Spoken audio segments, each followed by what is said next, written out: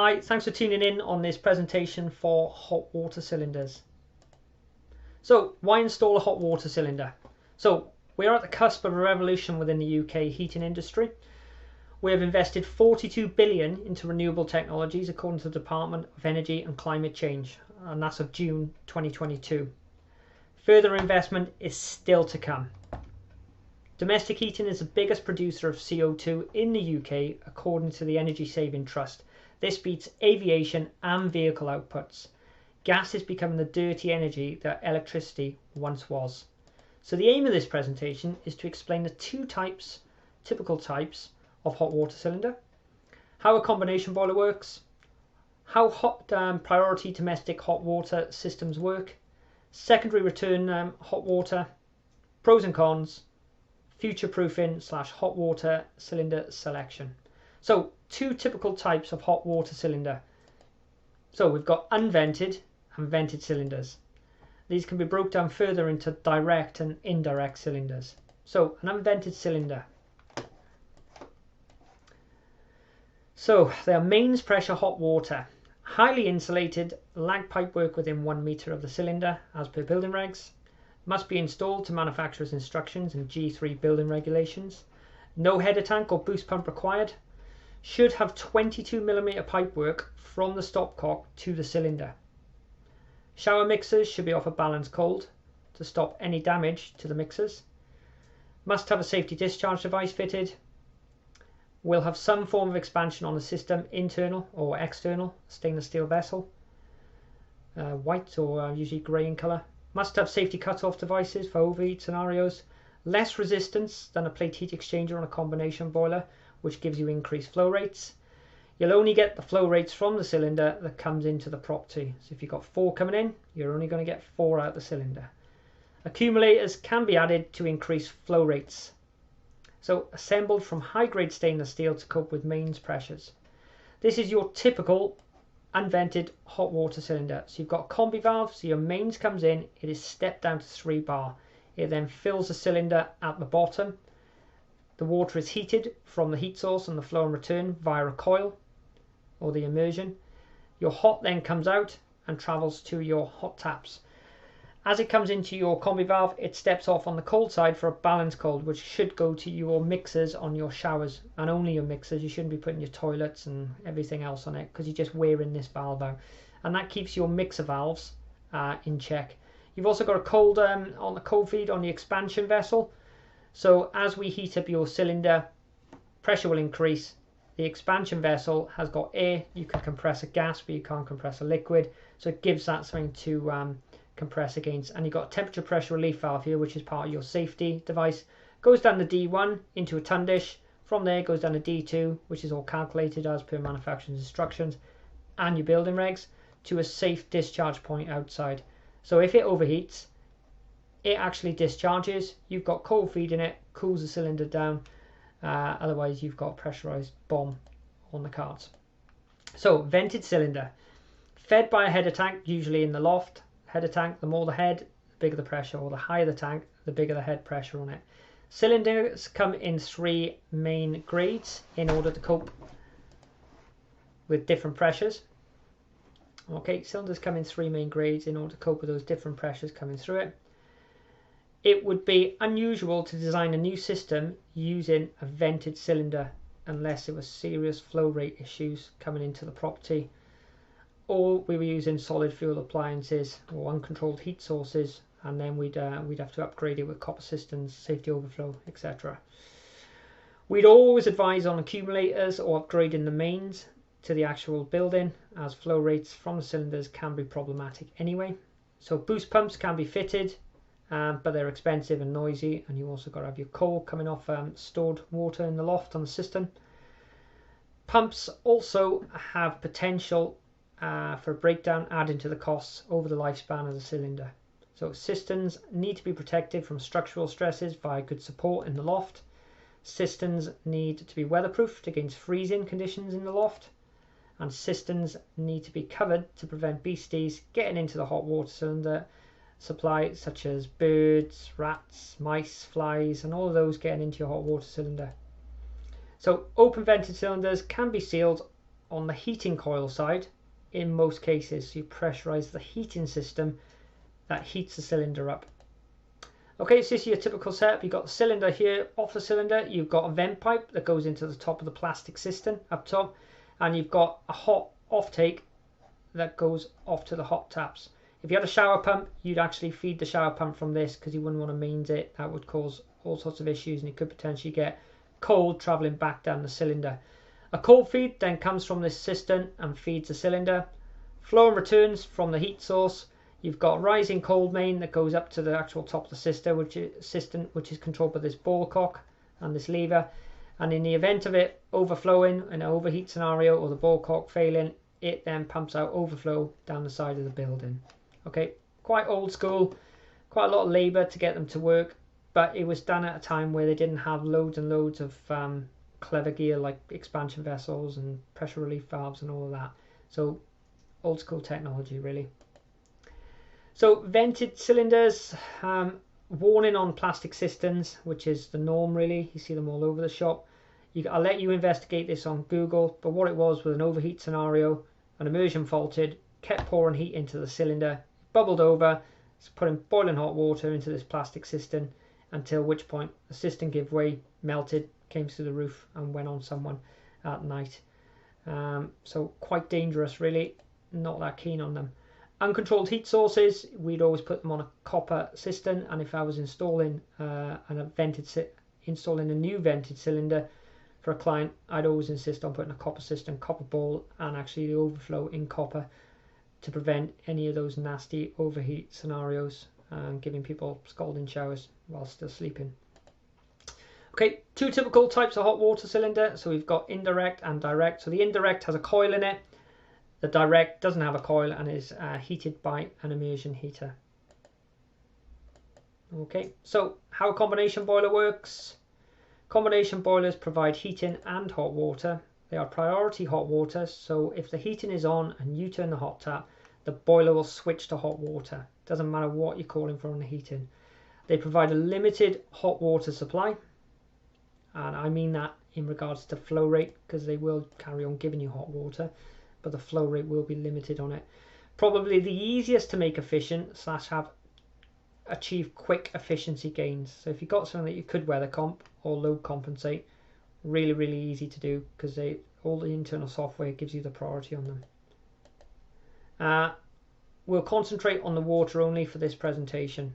So this is what gives you your hot water in your combination boiler. It's called a secondary plate heat exchanger. So the diverter valve moves, puts your heat that usually goes to your radiators through this plate at a higher flow rate and higher pump and everything else ramps up. Your cold goes in, collects heat off this plate, comes out your hot tap. So secondary plate heat exchangers make up specific heat capacity of water is 4.2 kilojoules. A 30 kilowatt combination boiler would give you the following flow rate at a 35 degree rise in temperature. So if it was coming in at 0 degrees, or say 5, you get 35 degrees on top of that, which means you get a 40 degree flow rate at the required, or 40 degree temperature rise at that required flow rate. So 30 kilowatts divided by the actual the temperature differential times it by the actual specific heat capacity gives you 0.204 kilograms a second. So if you got that divided by 60, per second, times that by 60 gives you 12.2 litres per minute of flow rate at a 35 degree rise. Average shower requires 9 litres per minute, so only one shower can run on a normal combination boiler. Kilowatt determines the flow rate, not the figures on the manufacturer's website. It's the kilowatt that requires what you'll get rise and the flow rate. So beware of manufacturer's figures. They can be misleading. So we've got the Baxi boiler, 30 kilowatt, and we've got an ideal 30 kilowatt. So you can see it says 35 degree rise, 12.2, 35 degree rise, 12.4, there or thereabouts. You probably could account for some sort of thinness of the plate, why you're getting 0.2 extra there, or how they've tested it in a lab environment, but there or thereabouts there, okay? Not picking on alpha boilers, but I looked at their website. This is just the first one I could find. Domestic hot water output kilowatts, 32 kilowatt. It says there it's giving me a minimum flow rate in litres per minute of 14.1. Now you'd assume that's at a 35 degree rise. So specific heat capacity of the water 4.2, 32 kilowatt, direct hot water, advertises 14.1 litres a minute flow rate. So if it was like for like at a 35 degree rise, we do the maths, but actually it's only coming out as a 32.42 degree rise. So they've shaved a bit off to give you more, which could be classed as a little bit of false advertising. So at 35 degrees, I've calculated to be 13.06 litres a minute, which sounds about on par with the 30 kilowatt with that additional 2 kilowatts. Sounds about right to me. But you can see they're advertising at 14.1. So don't be misled with what the manufacturers are stating. Make sure you have a look at the manufacturer's instructions if you are purchasing a boiler. Shouldn't be, because your gas engineer should be doing it, but they might not know either. So okay, so you also need a good working pressure coming in to drive this water through the plate to get the achieved advertised flow rates. So you can see here's a Worcester one, 30 kilowatt boiler there. They're asking for 2.3 bar working pressure to get that flow rate from the boiler, and if it was a 35, you're going to need 3.2 bar working pressure to drive it through that plate and collect the heat on it. Otherwise, it's just going to it's not going to achieve those standards that you're asking. So priority domestic hot water. So combination boilers are already priority domestic hot water. Part L of the building regulations are now asking for a max heating flow of 55 degrees. So you'll never heat a cylinder to 60 degrees at this flow. So S plans and Y plans, which is the wiring and control system for these older systems with hot water cylinders, will now become redundant. So 4 pipes, 3 pipes, X plans with a bit of trickery will become the new norm going forward for new installations. This allows us to use weather compensation, load compensation on our heating, whilst allowing us to heat our cylinders to 60 degrees to keep the water safe, kill things like legionellas, bacteria and all that nasty stuff that could be in that hot water cylinder. So priority domestic hot water on a combi. We've got our central heat and flow, we've got a central heat and return, we've got hot coming out, cold going in, and it'll only ever come out depending on the kilowattage from the boiler at that flow rate. So pretty much the limitation or the Achilles heel of a combi boiler is only operating one shower at a time. The other downside with it is limited redundancy. Because it's doing your hot water and your heating, if it breaks down, you've got no hot water and no heating. So it's always advised to have an electric shower as redundancy if you've got a combi boiler until someone can come out and fix it for you. So priority domestic hot water on a 4 pipe. This is getting away from your Y plan and S plan. Literally the boiler, it's got a diverter in the boiler, it controls it all. So heating flow, heating return, and then there's got a flow to the hot water cylinder and a return to the boiler. So it's got a thermistor inside. You can have 2 different temperatures. So this would be high kilowattage, higher temperature, and this would be max range rated kilowattage at a lower temperature, usually controlled on things like weather compensation, load compensation. The beauty of this cylinder as well is as electricity becomes lower on tariffs, or you've got PV, you can actually start heating your water in the summer months on solar, or at night when there's a lower tariff on in the future. So you're saving on that dirty sort of type gas energy, which is producing all that CO2 at the moment. Priority domestic hot water on a 3 pipe is exactly the same as a 4 pipe. It's just we've used a common return, which could be handy because you might only have to run one flow pipe to the airing cupboard, and then you can achieve exactly the same then as you could in a 4 pipe. So priority domestic hot water on the Intergas system. Great boilers these, really, because you could retrofit this. You could replace your normally closed valve in the airing cupboard and your heating with a normally open. A few cables run down to the cylinder and the boiler so they can communicate with each other, and then you've got weather compensated or load compensated heating, and then priority domestic hot water. As soon as it calls for hot water, this is forced to close. The boiler ramps up in kilowattage and temperature, charges this cylinder up, and then reverts back to your more efficient heating system. So Persimmon homes, thousands and thousands of these around the country. They're all going in. There's probably boilers getting installed today where we've got all this climate change and all these issues. and they could quite easily, even with these ideal boilers, be put on weather compensation or open therm. Priority domestic hot water. The kit and the technology is already in this boiler to do that. It's pretty criminal that they're not doing it, because you could be having 11% savings on your heating with all that weather compensation or added condensing. Crazy. Okay, so secondary return on hot water setups. So if you were lucky enough to stay in the Shining Hotel and the hot water cylinder was at near room 1, and we had 100 rooms all in a row, room 1 would have really quick draw off of the hot water, but room 100 would have to drag a fair bit of hot water through the pipes to get it to the taps in that room. So what they came up was the secondary return.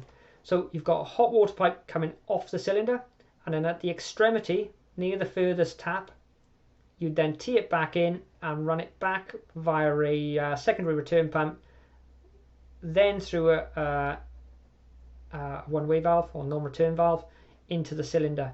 This is here to stop when you draw off, it doesn't go up backwards from the cylinder. Okay, so it's just a non-return valve, so it only goes the one way. Not just at the inconvenience of waiting, but also water takes a lot of energy to produce and get clean and everything else. So you can see we're saving a lot of hot water as well. So each meter of 22mm pipe will hold 0.31 litres of water. So a 30-metre run, you're going to be wasting 9.8 litres of hot water before getting hot to the tap. Every time you turn the hot tap, 10 litres of water down the drain, wasted. So you cut down your bills as well. So this would also take 12 seconds, which would probably start to be annoying, seeing as you wasted water and you're waiting every time you want to wash your hands. So secondary return rules: you need a bronze pump. You can't do it off a central heating pump. You need a bronze pump, which are quite expensive.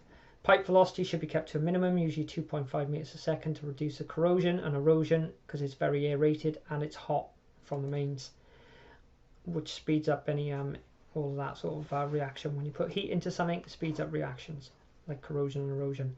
All secondary returns should be piped in copper, not plastic, and if you look at the MIs for your plastic pipework, it says do not use it as secondary return pipework, because potentially it's pumping all the time and it's quite aerated.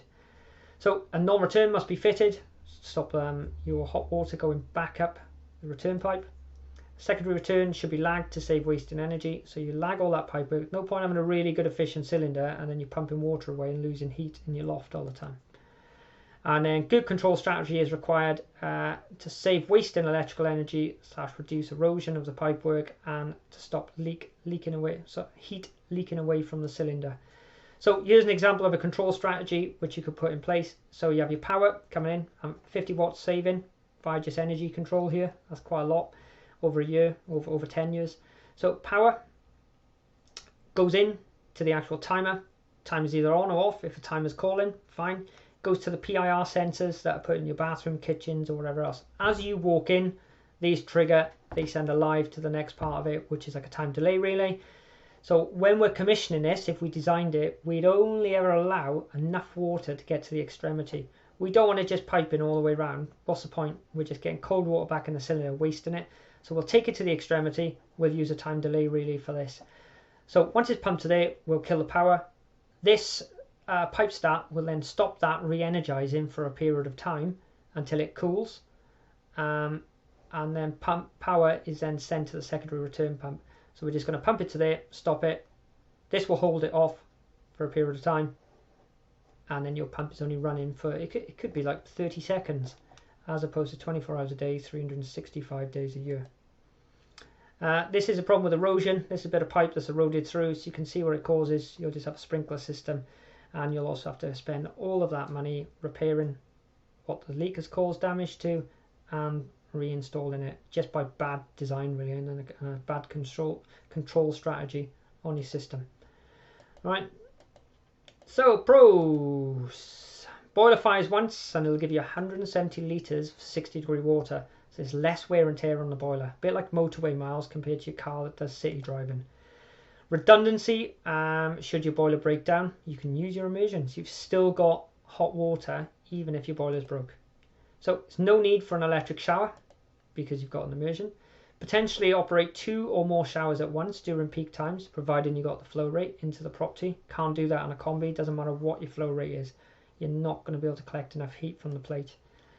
Increased flow rates because there's less resistance on a plate, and then potentially you can tap into cheaper energy alternatives with solar or off-peak electricity if you're running on those gas or oil boilers, all right, at night when it's cheaper, or when you've got free solar energy. So it can be heat pump ready in some circumstances depending on the coil in the cylinder. So if you was changing your gas boiler today, you could put a heat pump cylinder in, and then you're already heat pump ready when the price comes down, or when the incentives are there, or when the electricity drops at a point where it's just uneconomical to run a gas boiler anymore. So cons: higher installation costs / purchase costs. You are going to have to increase, you're going to have to put more money into your plant, and you're going to have to pay someone to come and install it. And heating and all of that is super expensive. Takes up space in the property, so you now lose your airing cupboard. You've got a cylinder in there again. High maintenance costs, you've got more plant to maintain, so ongoing you've got to maintain that plant. So future-proofing, hot water cylinder selection. So future-proofing with that, I'd always recommend changing to a priority domestic hot water system setup when you're replacing your boiler or your combi. It just makes sense to do it. It's heat pump ready, so again you've invested now as opposed to in the future.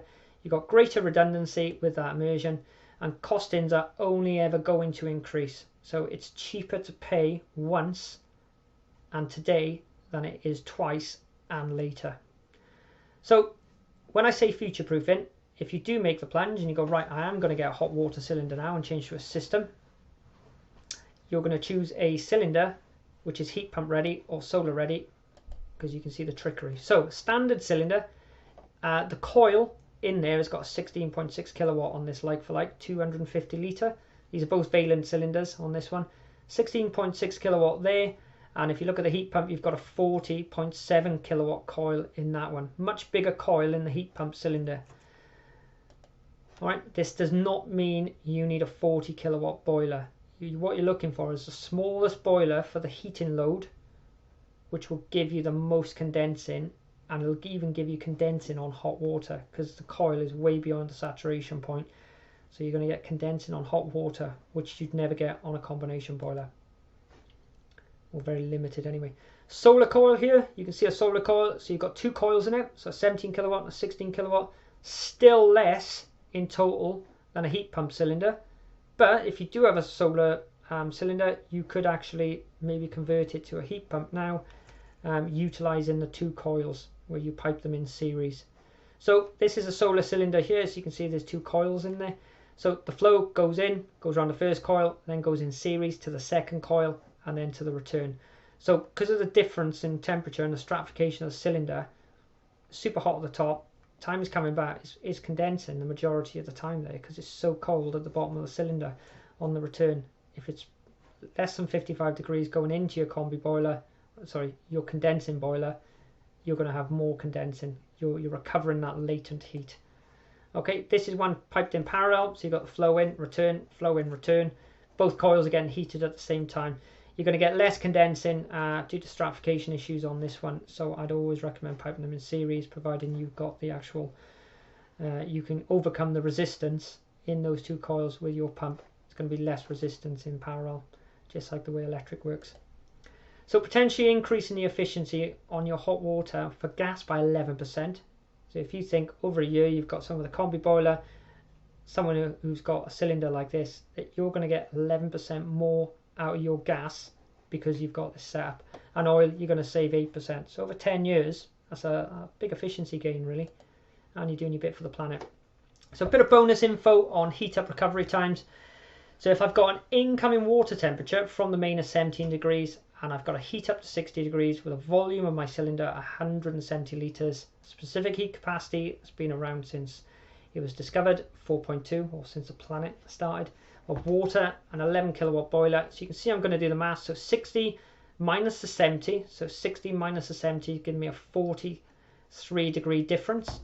So 11 kilowatts divided by 43 degree delta times that by my specific heat capacity is going to give me 0.061 kilograms a second. 170 divided by that figure, which would then give me 270 2,786.8 seconds heat up time.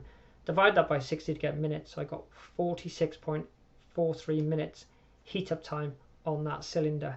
The main thing to take into account is this is a variable, what your incoming is. So if my incoming was now 22 degrees C, I'd only have a 41.12 minute heat up time. If it dropped on a really cold day, beast from the east down to 4 degree, I'd have a 60 degree minute time. And bear in mind, this is the whole cylinder being at that temperature. More than likely, you're just going to be topping up, so the heat up times are going to be far less. And this is quite a small boiler, 11 kilowatts, probably one of the smallest you can get on the market at the moment. So 170 litres would probably last you plus, well, 19 minutes with showering for one person. But that would be showering at 60 degrees. So they'd probably be going to hospital after it because of scalding issues.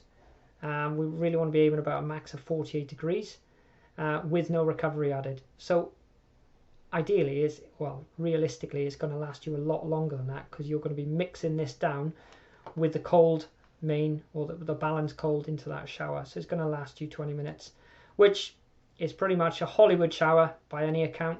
The old school shower there on the tap from back in the day. So thanks for listening, and tune in again for more content on heating, I guess, basically, but we may do other stuff. Bye for now.